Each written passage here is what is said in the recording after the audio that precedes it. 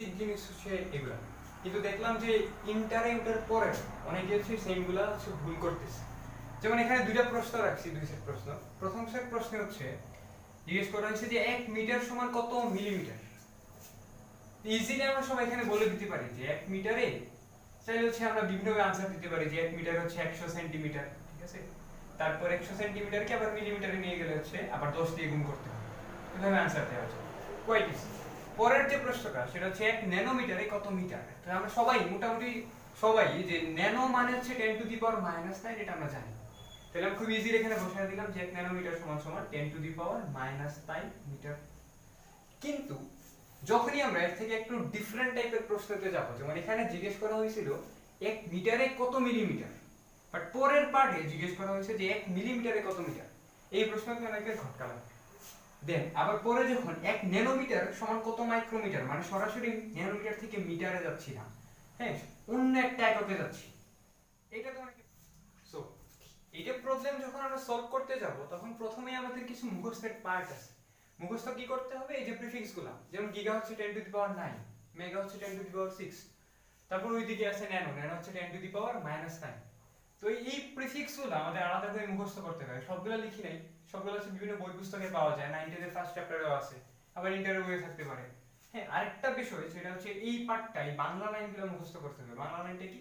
আমরা যখন বড় একক থেকে ছোট এককে যাব তখন হচ্ছে 10 to the power positive. Same ওয়েতে যখন ছোট একক থেকে বড় এককে যাব তখন হচ্ছে 10 to the power negative, reverse ব্যাপারটা। তো এগুলো কি? এগুলো হচ্ছে বই পুস্তকের কোনো লাইন না, এগুলো হচ্ছে একটা টেকনিক বলা যায় আর কি। তো এখন কথা হচ্ছে বড় একক কি আর ছোট একক কি। দেখেন যে এই যে পার্ট, এই পার্টটা টোটালি হচ্ছে বড় বড় মান বুঝাইতেছে, যেমন 1 কিলোমিটার, মিটার থেকে অবশ্যই বড়।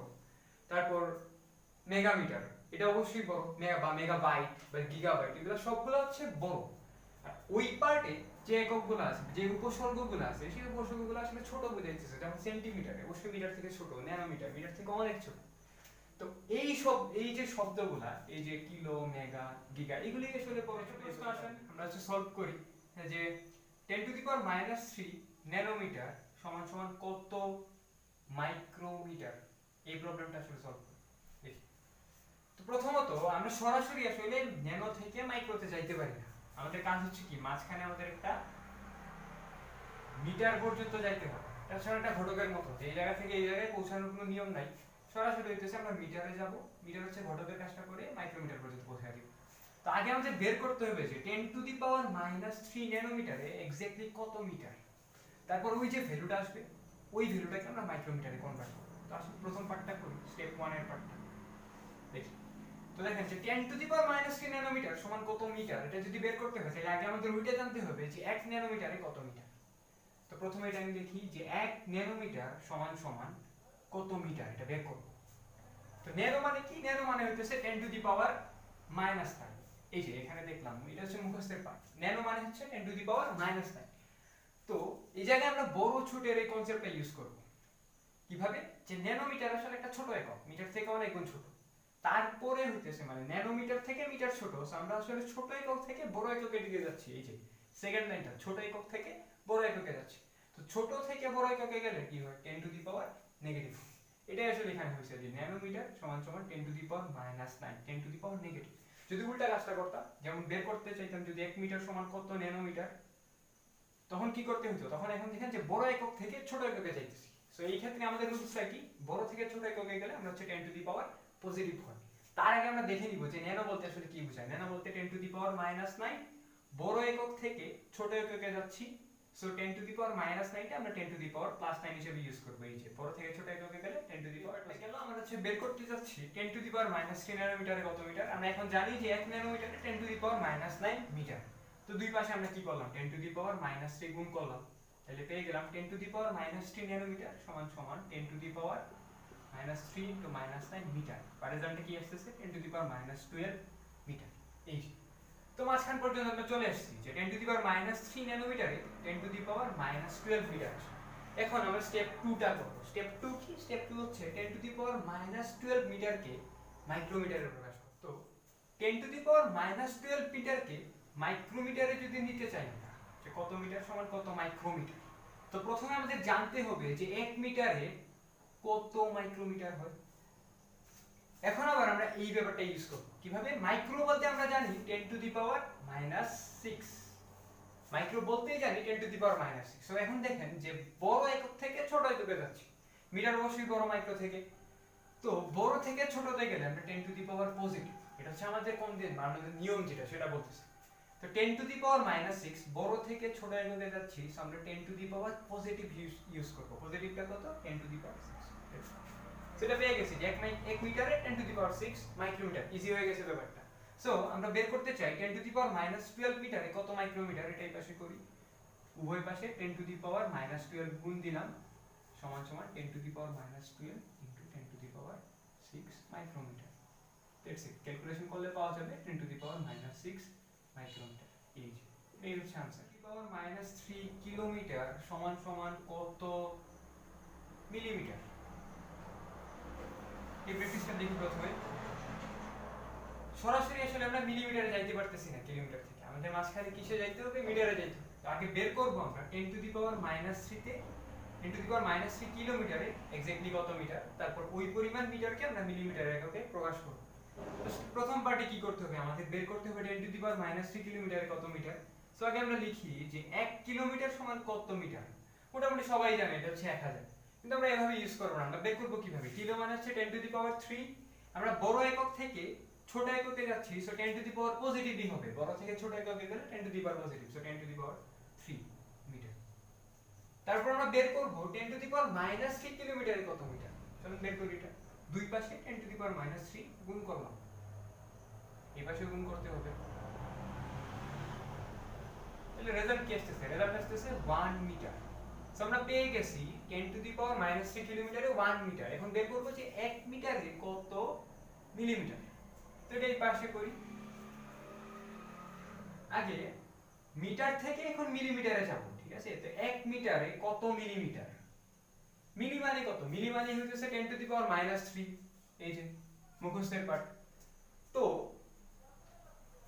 10⁻³ কিন্তু আমরা করতেছি কি আমরা বড় একক থেকে ছোট এককে যাচ্ছি তো কনভেনশনটা কি কনভেনশন হচ্ছে বড় একক থেকে ছোট এককে গেলে 10⁻⁻ পজিটিভ সো এই 10⁻³ টা আমরা পজিটিভ হিসাবে 10⁻³ হিসেবে ইউজ করব এটা একদম ইজি সো আমরা এটাও জেনে গেছি যে 1 মিটারে কত মিলিমিটার শেষ সো রেজাল্টটা কি হইতেছে রেজাল্টটা হইতেছে 10⁻³ মিলিমিটার এখনকার প্র্যাকটিসটা হচ্ছে 10⁻³ মাইক্রোগ্রামে কত ন্যানোগ্রাম আগের মতো একদম সেম আগে মিটারের ক্ষেত্রে বের করছি এখন হচ্ছে গ্রামের ক্ষেত্রে বের করব আবারো বলতেছি যেগুলো হচ্ছে একক আর সামনে যেগুলো ইউজ হয় ন্যানো কিলো মাইক্রো সেগুলো হচ্ছে প্রিফিক্স তো এখন আবার কি এখন আবার এখান থেকে সরাসরি আমাদের মাইক্রোগ্রাম থেকে ন্যানোগ্রামে যাওয়াটা টাফ আমরা যাব কোথায় গ্রামে যাব অর্থাৎ 10⁻³ মাইক্রোগ্রামে কত গ্রাম সেটা বের করব তারপর হচ্ছে গ্রাম থেকে ন্যানোগ্রামে যাব প্রথম কাজ কি প্রথম কাজ হইতেছে 1 মাইক্রোগ্রাম সমান কত গ্রাম সেটা বের করব তো মাইক্রো অবশ্যই একটা ছোট একক আমরা আবার ছোট একক থেকে বড় এককে যাচ্ছি মাইক্রো মানেই 10⁻⁻6 তো ছোট একক থেকে বড় এককে গেলে সেই ক্ষেত্রে হয় কি 10⁻⁻ নেগেটিভ হয় সেটা ইউজ করি পরের বার এখন বের করতে হবে 10⁻³ মাইক্রোগ্রামে কত গ্রাম আসলে তাহলে উভয় পাশে 10⁻³ গুণ করলাম 10⁻⁻6 * 10⁻³ গ্রাম সমান সমান 10⁻⁻3 গ্রাম সেটা বের করে ফেলছি যে 10⁻³ মাইক্রোগ্রামে 10⁻⁻3 গ্রাম এখনকার পার্ট হচ্ছে আমরা 10⁻⁻3 গ্রামে এক্স্যাক্টলি কত ন্যানোগ্রাম সেটা বের করব তো আসলে এই পাশে করি 10⁻1 গ্রাম সমান কত ন্যানোগ্রাম সেটা আগে জানতে হবে সো এখন আমাদের জানতে হবে যে 1 গ্রামে কত ন্যানোগ্রাম কারণ আমাদের কাজ কি আমাদের কাজ হচ্ছে গ্রাম থেকে ন্যানোগ্রামে যাওয়া তাহলে 1 গ্রাম সমান কত ন্যানোগ্রাম সেটা দেখি ন্যানো মানে কি ন্যানো মানে হইতেছে 10⁻⁻9 কিন্তু আমরা এখানে বড় একক থেকে ছোট এককে যাচ্ছি সো বড় থেকে ছোট এককে গেলে কি হয় 10⁻⁻ পজিটিভ সো আমরা এখানে 10⁻⁻ পজিটিভটা ইউজ করতেছি পেয়ে গেছি পরের বার উভয় পাশে 10⁻⁻3 গুণ করলাম এই যে কারণ কি আমরা বের করতে চাচ্ছি 10⁻⁻3 গ্রামে কত ন্যানোগ্রাম তাহলে এই যে 10⁻⁻3 গ্রাম এই পাশে কি হবে এই পাশে হচ্ছে 10⁻⁻3 গুণ হবে ফাইনাল রেজাল্ট আসছে 10⁻6 ন্যানোগ্রাম সো আমরা পেয়ে গেলাম 10⁻³ মাইক্রোগ্রামে কত ন্যানোগ্রাম 10⁻6 ন্যানোগ্রাম এটাই আমাদের answer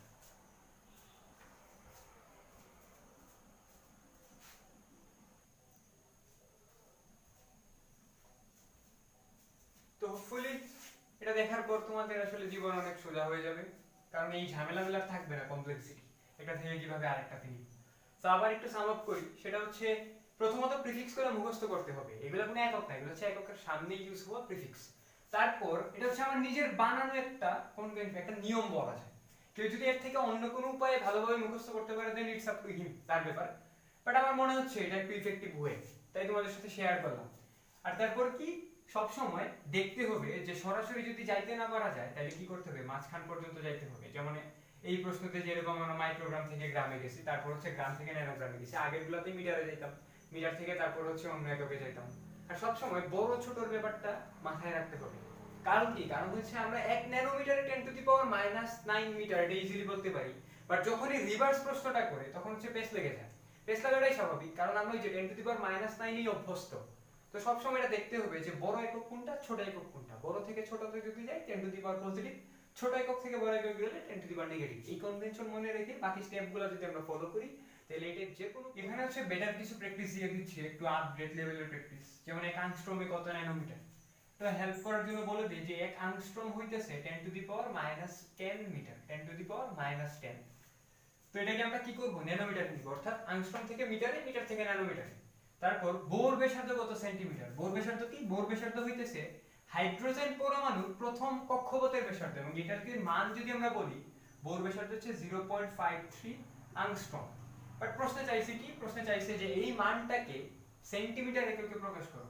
and then third one, যেটা খুবই ফেমাস একটা প্রশ্ন 9-10 যারা পড়ে তাদের জন্য, যে 1 মেগা ইলেকট্রন ভোল্টে কত জুল। সো এটা হেল্প করার জন্য লিখে রাখি যে 1 ইলেকট্রন ভোল্ট হচ্ছে 1.6 ইনটু 10⁻⁻19 জুল। এটা শক্তির একটা একক, ইলেকট্রন ভোল্ট হচ্ছে একটা এনার্জির একক, এবং এটাকে জুলে কনভার্ট করা আছে। তো আমরা যদি 1 ইলেকট্রন ভোল্ট কত জুল জানি, তাহলে 1 মেগা ইলেকট্রন ভোল্ট সমান কত জুল সেটাও বের করতে পারবো। এই তিনটা প্র্যাকটিস হচ্ছে তোমরা বাসায় প্র্যাকটিস করবা। আর সাউন্ড কোয়ালিটিকে ইগনোর করো, কারণ হচ্ছে এমনিতেই মফস্বলে থাকে, সেখানে মাইক্রোফোন ইউজ করা খুবই টাফ ব্যাপার। আর হচ্ছে সলভ করতে থাকো। Thank you.